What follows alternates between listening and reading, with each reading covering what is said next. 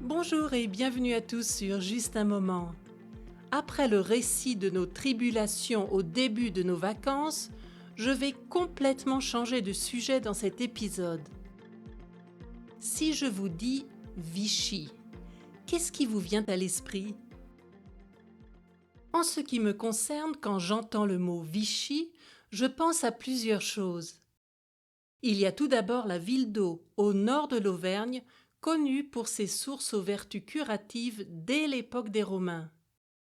Mais c'est au XIXe et au début du XXe siècle que le thermalisme à Vichy est à son apogée, grâce, entre autres, aux nombreux séjours de Napoléon III. Quand on entend Vichy, on y associe aussi le gouvernement de Vichy, de 1940 à 1944 en zone libre.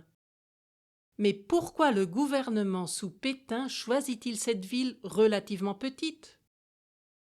Tout simplement pour ses moyens de télécommunication modernes, c'est-à-dire des lignes téléphoniques fiables. Sa grande capacité d'hébergement, les nombreux hôtels deviennent alors le siège des différents ministères, et finalement parce que la ville était bien reliée à Paris par le train. Vichy, c'est aussi une marque de cosmétiques, dont l'eau de source entre dans la production des produits. Et puis, il y a les tissus Vichy. L'impératrice Eugénie, la femme de Napoléon III, avait rapporté des tissus rayés et ainsi lancé la mode du tissu de Vichy.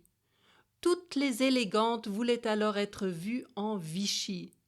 Ce n'est qu'au début du XXe siècle que serait apparu le tissu Vichy à carreaux, tel que le portait par exemple Brigitte Bardot dans les années 50.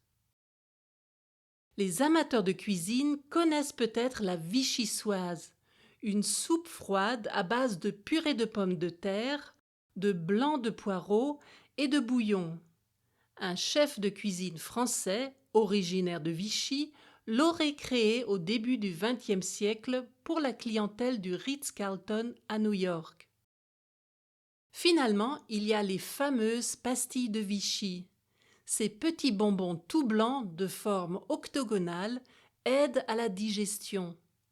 À mon avis, l'eau de Vichy n'a pas bon goût, mais les pastilles de Vichy sont délicieuses.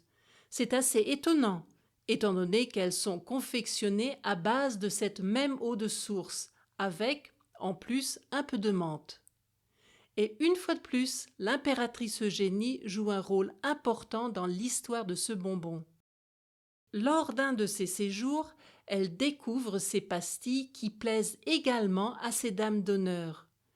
Après un décret impérial qui atteste leur originalité, les pastilles de Vichy vont connaître un succès immédiat. En presque 200 ans d'existence, la recette de la pastille n'a pas changé. Connaissiez-vous la ville de Vichy, son histoire et les produits qui portent son nom ? Ai-je oublié quelque chose ? Dites-le moi dans les commentaires sur justunmoment.ch. Et voilà pour aujourd'hui, je vous donne rendez-vous le 1er octobre pour le prochain épisode de Juste un moment. D'ici là, n'oubliez pas de me suivre sur Instagram et Facebook. À bientôt pour un autre moment ensemble.